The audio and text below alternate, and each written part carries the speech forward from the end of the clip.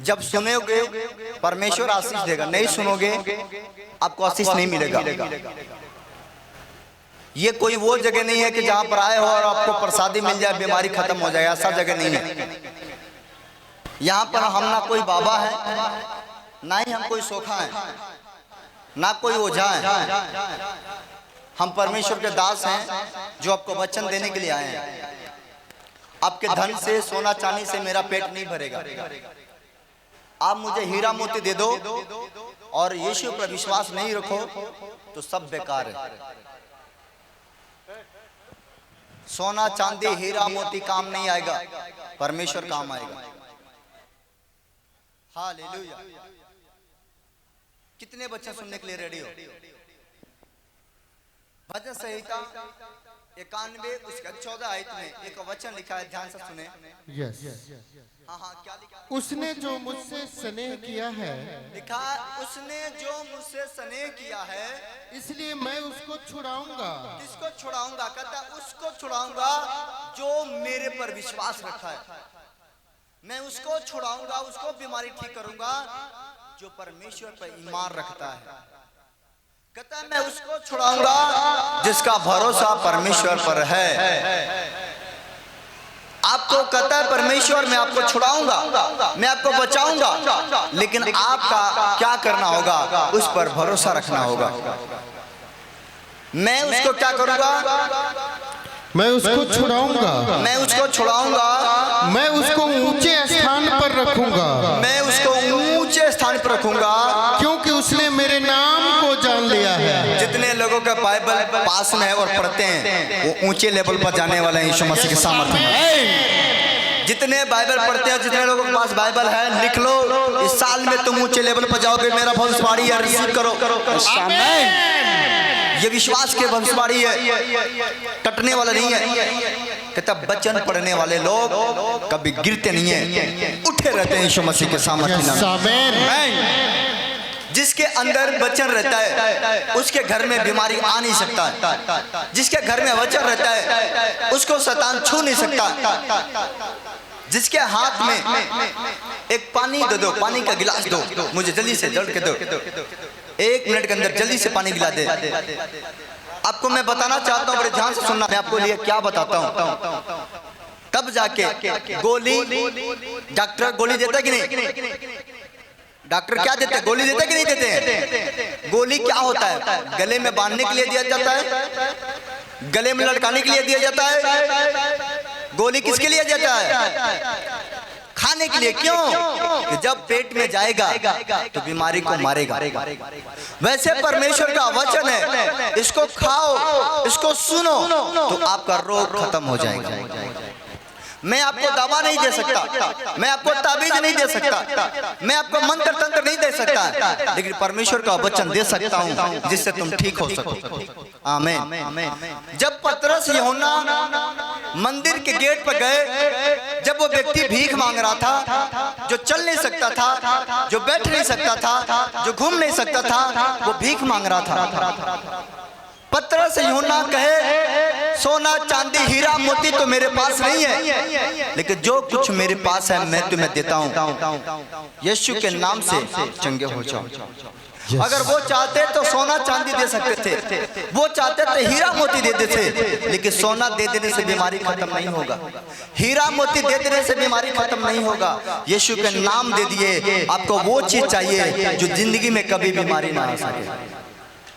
आपको वो चीज नहीं चाहिए कि आज बीमारी गया और फिर कल आ जाए, ऐसा नहीं चाहिए। आपको ऐसा चाहिए कि आज बीमारी खत्म हो जाए तो फिर लौट के ना आए।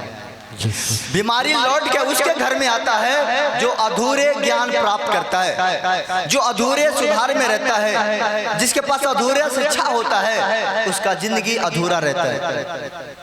एक गिलास दिखाओ मुझे, एक गिलास कितने देख रहे हैं? कितने देख रहे हैं? इसमें क्या है? कुछ है? इस गिलास को अगर मैं किसी को पकड़ने के दूं, कौन पकड़ेगा? कोई भी पकड़ सकता है। अभी नहीं दूंगा, बैठ जा। अगर मैं इसको गिलास को दे दूं, इसमें पानी डाल, ये कौन सा पानी है? ठंडा पानी। कौन सा पानी है? बोलो। ये पानी गर्म है कि ठंडा है? ठंडा है। यह ठंडा पानी जिसको दे दिया जाए वो व्यक्ति पकड़ सकता है। ये बात को ध्यान से सुनना कि मैं आपको कहना क्या चाहता हूँ। ठंडा पानी कोई भी पकड़ सकता है। किसी को थमा दो वो पकड़। लेकिन अगर इस पानी को मैं गर्म कर दूं, उबाल दूं और गर्म पानी करके गर्म पानी खटका कर इस गिलास में डाल दूं और किसी को पकड़ाऊं तो क्या होगा? जल जाएगा। हाँ। बोलो क्या होगा? हो क्यों? क्योंकि गिलास के अंदर पानी क्या है? गरम है। गरम। वैसे ही आपको मैं बताना चाहता हूं कि जिसके जिंदगी में परमेश्वर नहीं रहता है उसका जिंदगी ठंडा है, और जिसका जिंदगी ठंडा है उसके ऊपर जादू टोना काम करता है, उसके ऊपर बीमारियां काम करती हैं, उसके घर में गरीबी काम करता है, उसके घर में समस्याएं काम करती हैं, उसके घर में रोग काम करता है। लेकिन जिसके घर में परमेश्वर है उसके घर में कभी शैतान काम नहीं करेगा। सब बोला हालेलुया। जिसके जिंदगी में यीशु है उसका शरीर गर्म है, और जब शरीर गर्म रहेगा शैतान छुएगा और जल जाएगा। हालेलुया। कितने मेरे बात समझ पा रहे हैं? मेरा बुक वहां रखो, अभी रखो। आपके बॉडी के अंदर परमेश्वर रहना चाहिए। अधूरा जब आत्मा रहेगा, जिस बेड पर आप बैठते हो, अभी जिस चीज पर आप बैठे हो वो जगह गीला है, सूखा है? क्या है? सूखा, तभी तो बैठे हो। जैसे आप अपने लिए सूखा जगह ढूंढते हो वैसे ही शैतान सूखे जगह ढूंढता है। सूखा जगह आपके पास कौन सा है? बीड़ी पियोगे सूखा हो जाओगे, दारू पियोगे सूखा जगह दे दोगे, बुराई करोगे, झगड़ा करोगे, कलेश करोगे, पाप करोगे, सूखा जगह आएगा। और जैसे ये काम करोगे आपका जिंदगी सूखा हो जाएगा। जिसका जीवन सूखा रहेगा उसके घर में विपत्तियां आती हैं। देखिए, जिसके घर में सूखापन नहीं रहता है, गीला रहता है। गीला का मतलब होता है पवित्र आत्मा होना चाहिए, प्रभु का ज्ञान होना चाहिए, प्रभु का वचन होना चाहिए, प्रभु का सामर्थ होना चाहिए। अगर ये आपके अंदर है तो कोई माई का लाल आपको हिला नहीं सकता है। सब बोला हालेलुया। ठंडा पानी को कोई भी पकड़ सकता है, लेकिन गर्म पानी को आप यीशु के नाम से अपने बॉडी को गर्म करो कि पवित्र आत्मा मेरे अंदर है। आप यीशु के नाम से अपना बोलो कि परमेश्वर तू मेरे अंदर है। यीशु मसीह वो परमेश्वर है जो पापियों को बचाने के लिए जगत में आया, अपने आप को कुर्बान कर दिया। यीशु मसीह ना हाथी लेकर आया, ना घोड़ा लेकर आया, ना बंदूक लेकर आया, ना तलवार लेकर आया, ना कोई गदा लेकर आया। यीशु मसीह तो प्रेम लेकर आया और प्रेम से जगत को जीत लिया। हालेलुया। यीशु मसीह जगत में ऐसा कुछ नहीं लेकर आया। यीशु मसीह लड़ाई के बदला लड़ाई नहीं किया, बुराई के बदला बुराई नहीं किया, चोरी के बदला चोरी नहीं किया, झगड़ा के बदला झगड़ा नहीं किया, गाली के बदला गाली नहीं किया। उसने इसका विपरीत प्रेम किया और प्रेम से जगत को जीत लिया। सब बोला हालेलुया। कितने लोग अपने घर वाले से प्रेम करते हैं? अपने घर वाले से प्रेम करते हैं, अपने पति से प्रेम करते हैं? कितने औरत ईमानदारी से बताओ जो अपने पति से प्रेम करती हो? पति अगर पास में होगा तो मुंह की तरफ देखता होगा, आता हाथ उठा दे, लेकिन घर गले के बाद व्यवस्था करती है। सच में बताओ कितने औरत अपने पति से प्रेम करती है दिल से? लोग हैं जो अपने पत्नी से प्रेम करते हैं दिल से। पत्नी भी मुंह की तरफ देखती है, अच्छा घर में तो खूब गरियाई ले जाता, हाथ उठा ले। जो पति अपने पत्नी को गंदा गालियां देता है उसके घर में कभी सुख शांति नहीं मिलता है। ये बात को ध्यान रखना। उसके घर से पैसा धन दौलत खत्म हो जाती है। इसलिए पत्नी के गुस्सा है तो एक थप्पड़ दे दो, दो थप्पड़ दे दो, लेकिन मुंह से गंदा गालियां मत दो। आप समझ रहे हैं कि नहीं? अगर आपका बेटा गलती करे तो छड़ी से मारो, मारना गलत नहीं है, उसको छड़ी से मार दो ताकि सुधर जाए, लेकिन गंदा गालियां मत दो। जैसे तुम गंदा गालियां देना शुरू करोगे वो लड़का बिगड़ना शुरू हो जाएगा। जैसे पत्नी को गंदा गालियां देना शुरू कर दोगे, पत्नियां बिगड़ना शुरू हो जाएंगी और उसके बाद इतना बिगड़ जाएंगी आपके बस में नहीं रहेंगी। एक औरत को मैंने देखा, एक औरत जब नए नए शादी हुआ वो आई, शादी के दिन से मैंने देखा उसके पति उसको मजाक मजाक में गाली देने लगा। वो हंस के खत्म कर देती थी, फिर गाली देता था, हंस के खत्म कर देती थी, फिर गाली, फिर गाली, फिर गाली। और एक दिन उसकी पत्नी अवता गई गाली से। लोग मार से नहीं उगताते हैं, लेकिन गंदा गाली से उगता है। सही है कि नहीं? बेटा बेटी आपके मार से नहीं उगताएगा, मार दोगे ना रोके गमा जाएगा, लेकिन जब गंदा गाली दे दोगे ना उसको दिमाग पर सड़ता है। ये बात पर हमेशा ध्यान रखना। पत्नी को थप्पड़ नहीं लात से मार दो कोई बात नहीं, वो बर्दाश्त कर सकती है, लेकिन उसकी गालियां दो, उसके माँ के, उसके बहन के, या उसको तन से विधन करोगे, वो व्यक्ति बर्दाश्त नहीं कर पाती, जलती हो। परमेश्वर कहता है कि हे पत्नियों अपने पतियों से प्रेम करो, और पति से कहता है कि हे पतियों तुम भी अपने पत्नी से प्रेम करो, तब जाकर तुम्हारा जीवन स्ट्रांग हो जाएगा। साथ में पति पत्नी कितने लोग आए? पति पत्नी एक साथ, एक साथ पति पत्नी कितने लोग आए? पति पत्नी थोड़ा हाथ उठा के दिखाओ, पति पत्नी हाथ उठा के दिखाओ जल्दी से। पति पत्नी दोनों एक साथ हाथ उठा के दिखाओ, अगर पति पत्नी साथ हो तो हाथ उठाओ। अच्छा चलो खड़ा स्टैंड अप। हाँ अब बैठो, अब बैठो, अब बैठो, अब बैठो।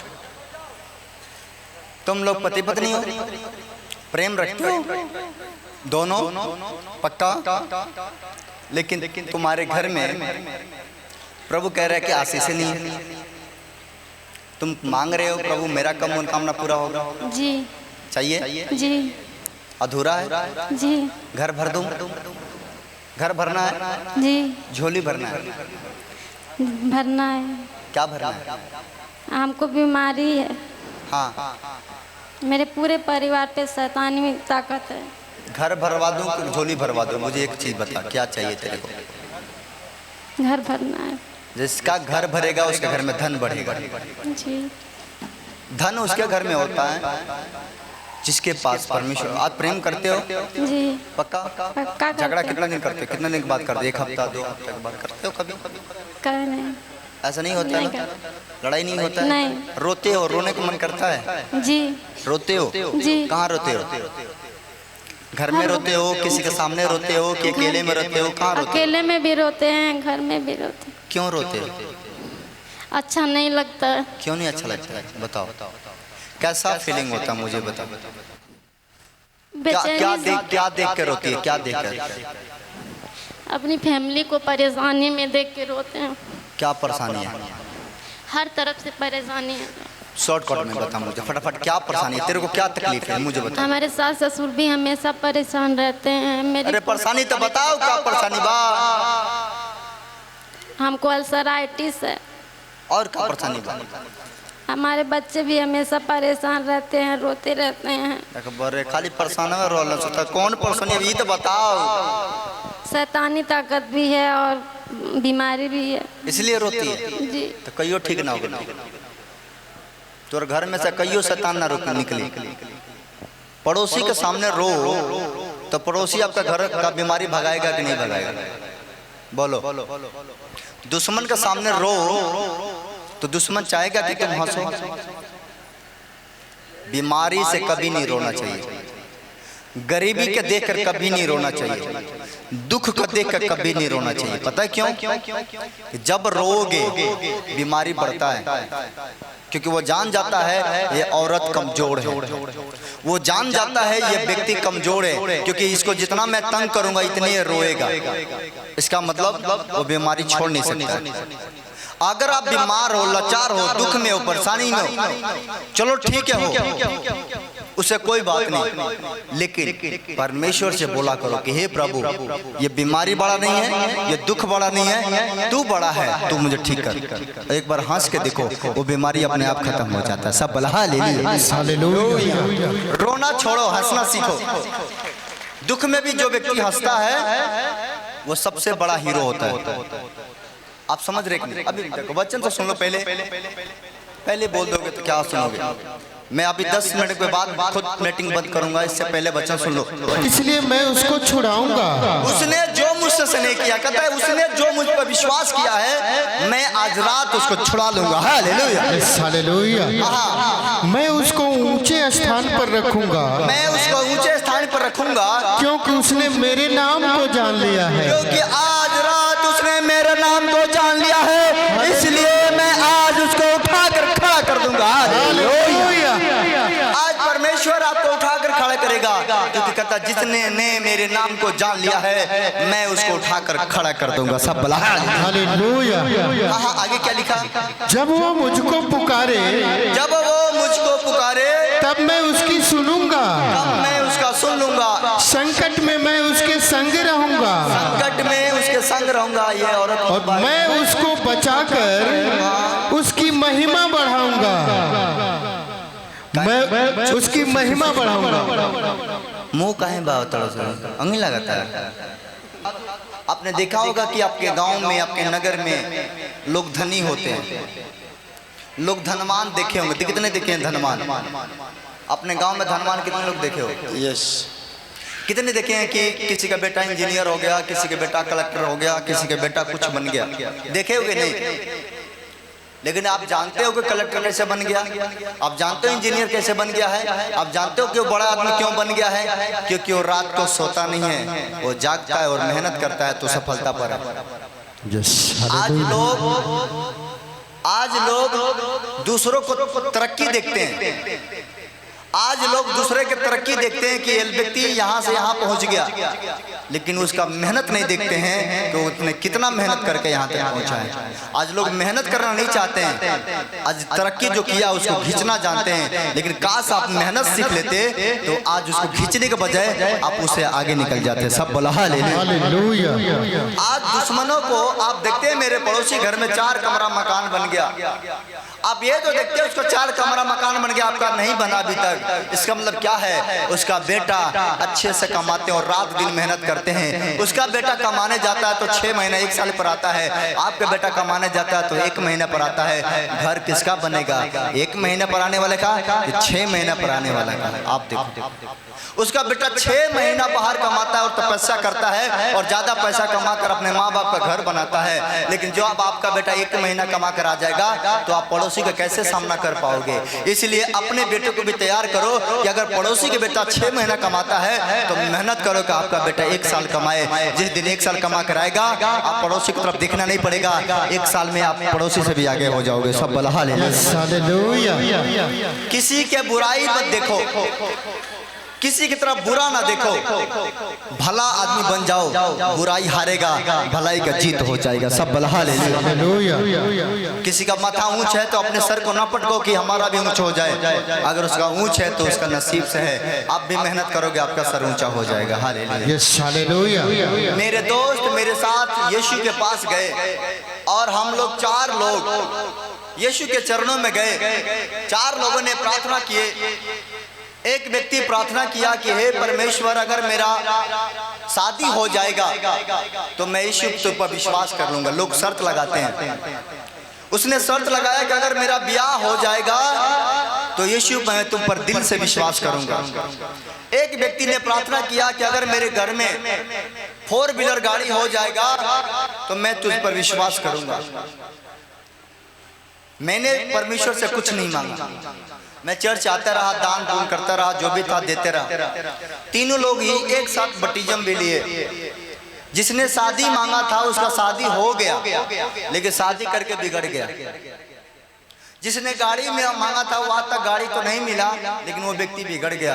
और मैंने प्रभु के सामने चुप रहा तो आज 0 से हीरो बन गया। सब बोला हालेलुया।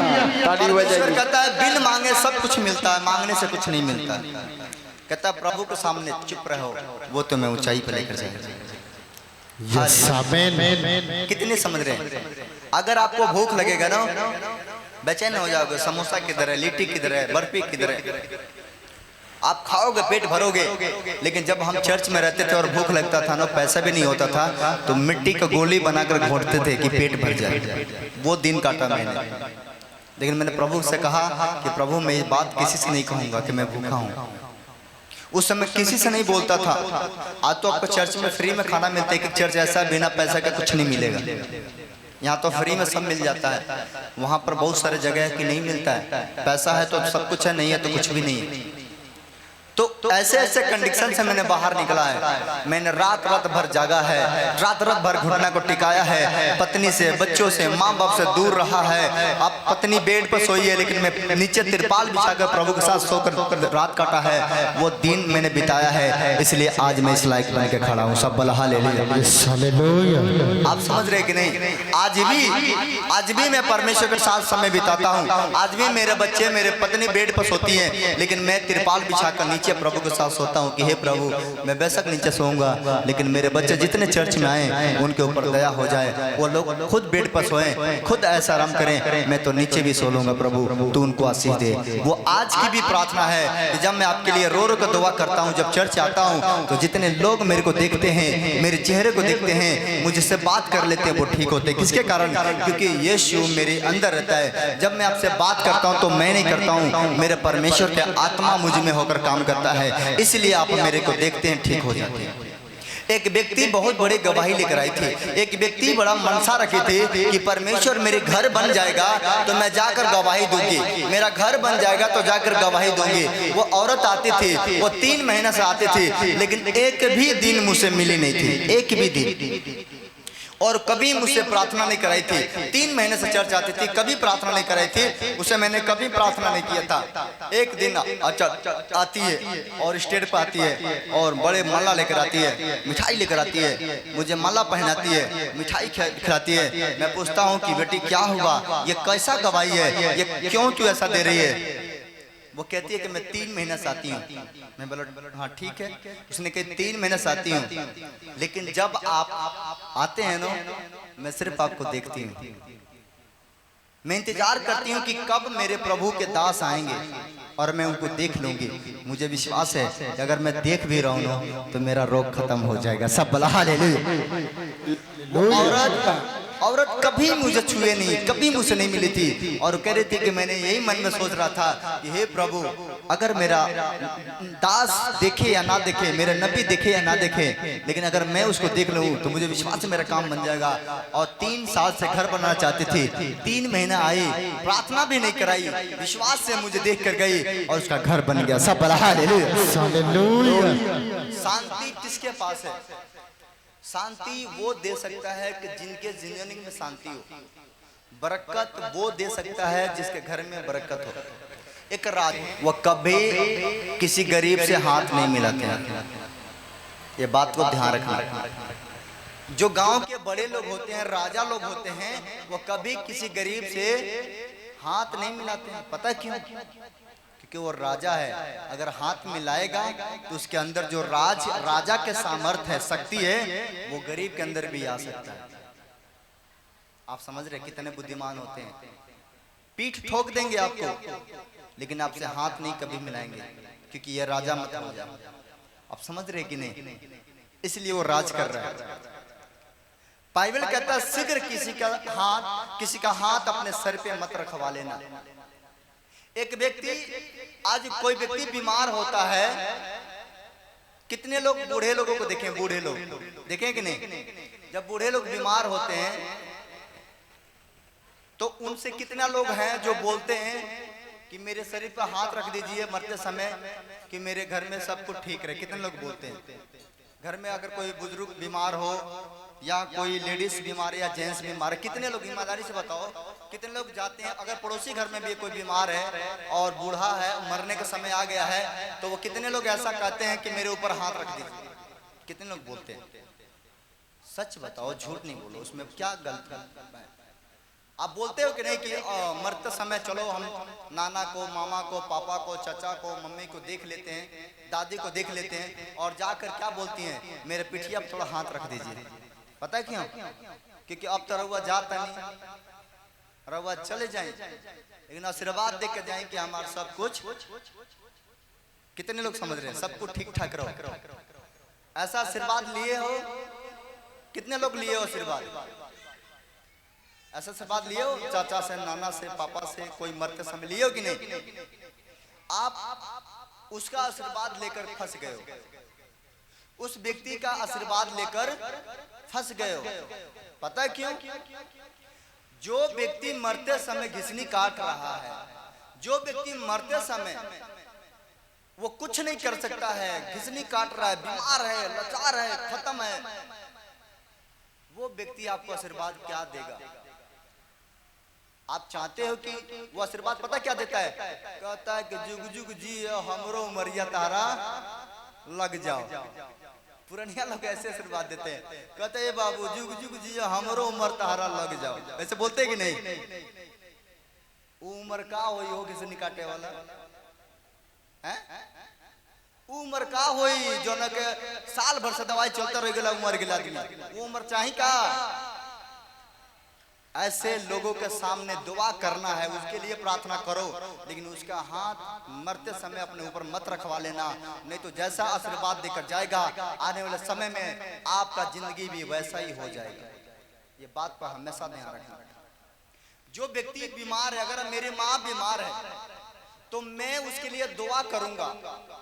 अगर वो पाप करके घिसनी काट रही है, गलत काम कर रही है, तो उसका आशीर्वाद नहीं चाहिए। वो आशीर्वाद लेने से अच्छा है कि मैं उसे आशीर्वाद दूं कि जब तुम मरे तो तुम्हें स्वर्ग मिले। आज बहुत सारे लोगों को घर में क्या होता है, मामा नशा करके आते हैं, अगर मामा दारू पी कर आ गए और आप जाते हो, नमस्ते करते हो, नमस्ते मामा, मामा क्या करते हैं, मूड़ी पर हाथ रख देते हैं, कहते हैं भगिनवा जुग जुग जीव हमारे तेरे बन। समझ रहे कि नहीं? ऐसे मामा के हाथ आपके सर पे नहीं होना चाहिए। जिसका जिंदगी खुद बर्बाद है वो आपके सर पे हाथ रख देगा, आपका जिंदगी नरक बन जाएगा। याद रखने इस बात को। ऐसे लोगों को सर पे हाथ नहीं रखवाना चाहिए।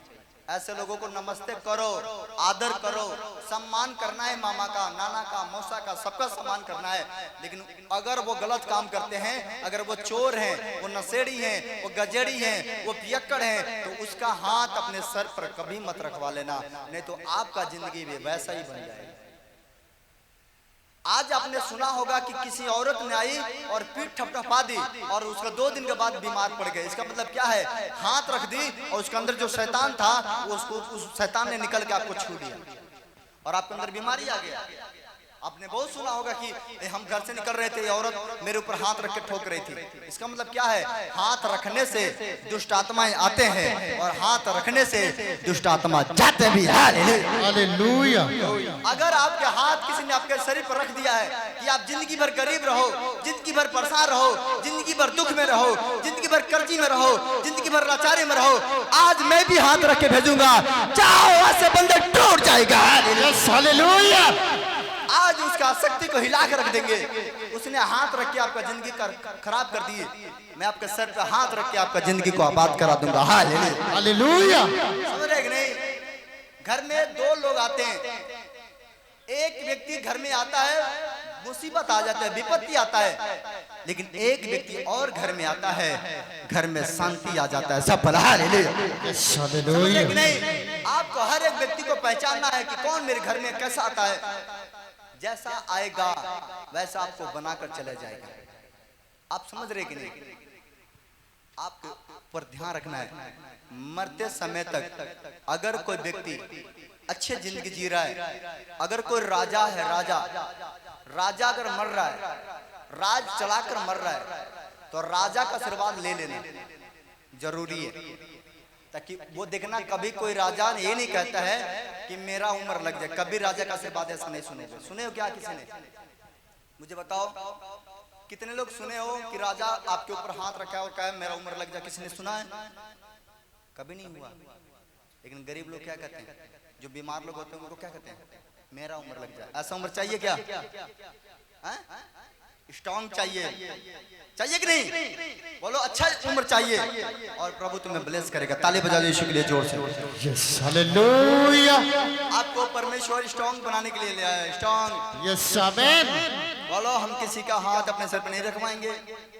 आज से मेरा हाथ मेरे सर पे उसी का हाथ होगा जो मुझे ऊंचाई पे लेकर जाए। Hallelujah hallelujah. आज आपके सर पे हाथ 3 लोगों को पड़ना चाहिए। 3 लोगों को हाथ आपके सर पे अगर आएगा तो कभी गरीब नहीं रहोगे। पहला, परमेश्वर का हाथ अपने सर पे मांग लो। दूसरा, अपने माता पिता का हाथ अपने सर पे रोज रखवाओ कि प्रभु मेरे माँ बाप मेरे को आशीर्वाद दें। लेकिन अगर आपके माँ बाप भी चोर हैं, गलत काम करते हैं तो मत रखवाना ना, ऐसे रहना ठीक है। एक दिन क्या हुआ, जब मैं सांसारिक जीवन जीता था तो मैं भी तंबाकू खाता था। एक दिन क्या हुआ, तंबाकू खाकर मैंने डिब्बी रख दी। मेरे बेटा आया, उसको निकाल के खाने लगा। मैं समझ गया कि जो स्पिरिट मेरे अंदर है वो मेरे बेटे के अंदर समा जाएगा और मेरे बेटा भी एक दिन नशेड़ी बन जाएगा। मैंने वादा किया प्रभु कभी ऐसा गलती नहीं करूंगा। आज मैं भी सही हूँ और मेरे परिवार भी सही है। सब बोला हालेलुया। हालेलुया। आदत खुद बदलो, दुनिया अपने आप बदल जाएगा। लोग कहते हैं कि चर्च में धर्म बदलता है। धर्म जात बदलने की जरूरत नहीं है। जीवन बदलो, बुराई को बदलो, पाप को बदलो, आपका जिंदगी सुधर जाएगा। सब बोला हालेलुया। अपने स्थान पर खड़े हो जाओ जोर से।